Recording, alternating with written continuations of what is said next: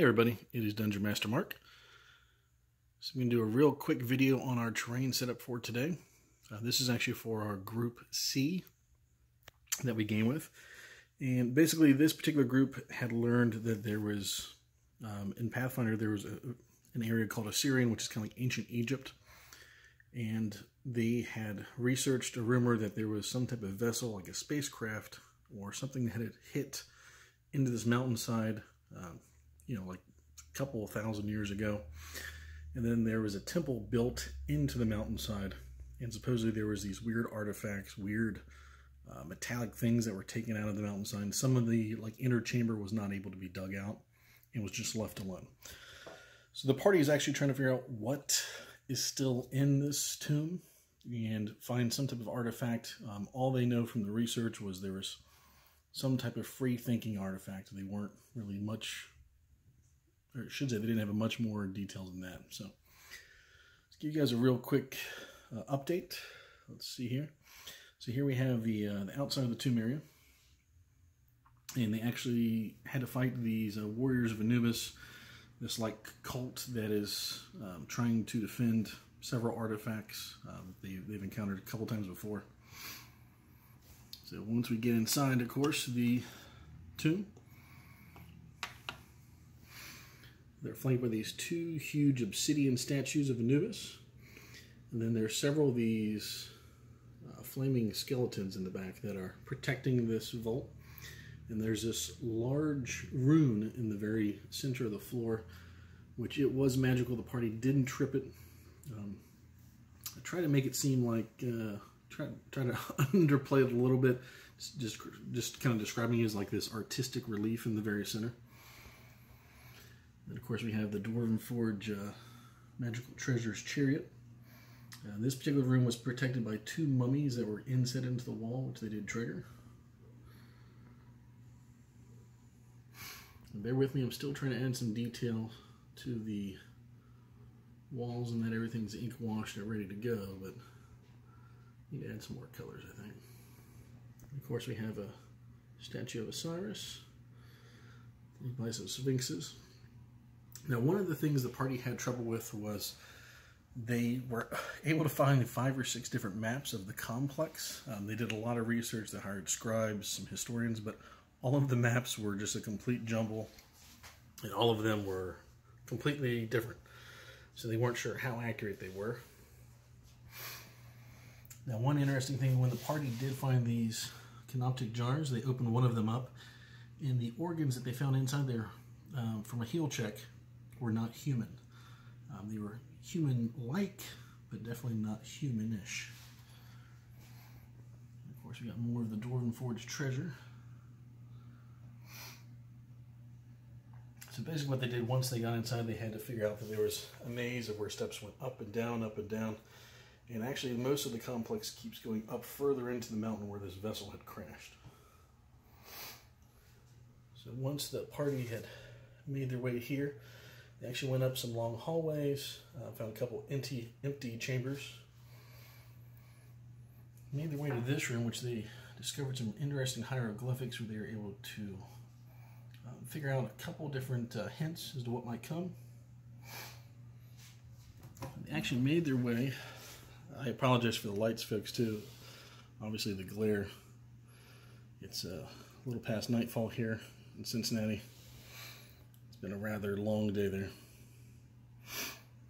Now, when they made their way into this room, the adventure I had originally wrote, there's going to be 4 of these statues of Anubis, and there's going to be a red gemstone in each one.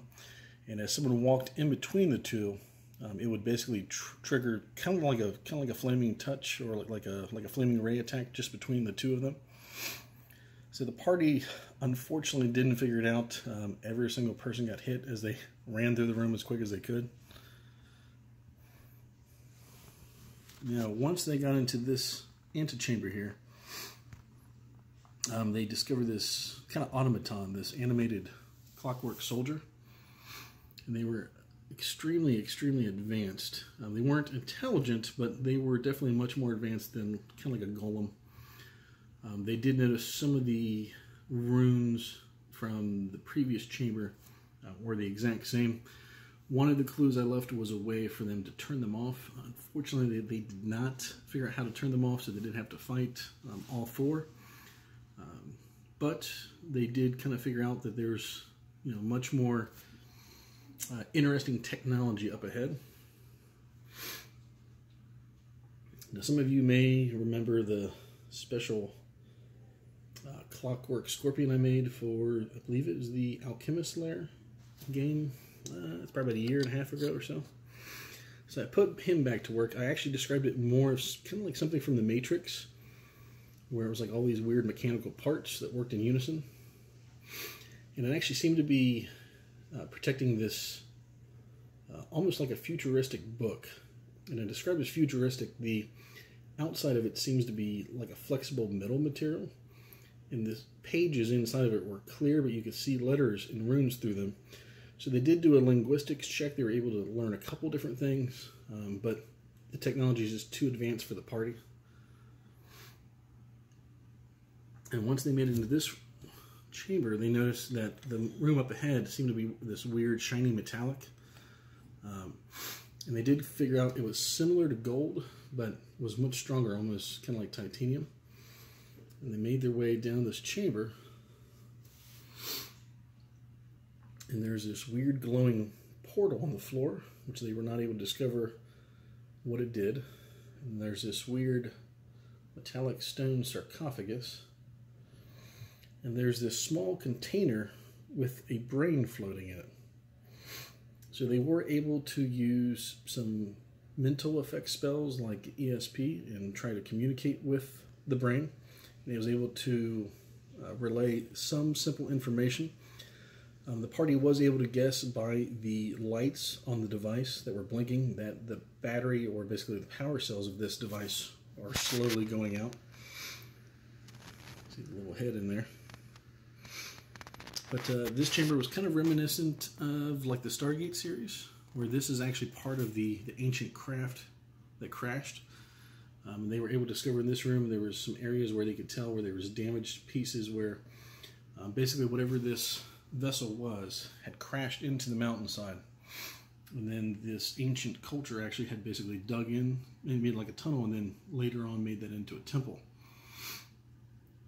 After talking to this creature, they were able to make a couple linguistic checks, make a very, very simple linguistic check, and able to figure out how to open this door. And they found this weird, large stone table with buttons that were different runes, and they were able to kind of figure out how to, basically what would have happened is if the ship was in better shape, they would have been able to normally fly the ship from this console, but the only thing they were able to do was basically make a couple things light up, make some noise, make the mountainside kind of, you know, shake and crumble and stuff like that. I did make it to where there was enough power left in the ship where they would be able to do like one actual teleport from this particular chamber. Of course, they weren't able to quite figure that out with the linguistics check they had. But overall, it was pretty interesting. They did figure out where they're able to find some more information on this creature's culture with a name and some other things. So hopefully this will play into our next quest. When this module series is over, we're going to be playing Iron Gods from Pathfinder, which has a similar feel to it, so it should be kind of interesting. But yeah, overall, that was our game for today. This was a little bit longer of a game session, as you can probably tell. Between role-playing and combat, this particular game was about 5.5, not quite 6 hours. But overall, it was a really, really exciting game. This particular party of players are a little bit more mature. So we do have some, sometimes some pretty adult language and a little bit more adult themed in our games. So, but yeah, guys, that was it for today. Thank you for watching. I'll go ahead and end the video here. What I'll do is I'll go ahead and take some close-up shots of a couple things that I know people will ask for, like the cliffside outside and things like that. But stay tuned, guys. I've got a couple other videos I want to put together in the next few weeks. And then we have the IceCon coming up the end of January, which I'll be doing some live videos from IceCon as well for a few games. Thanks.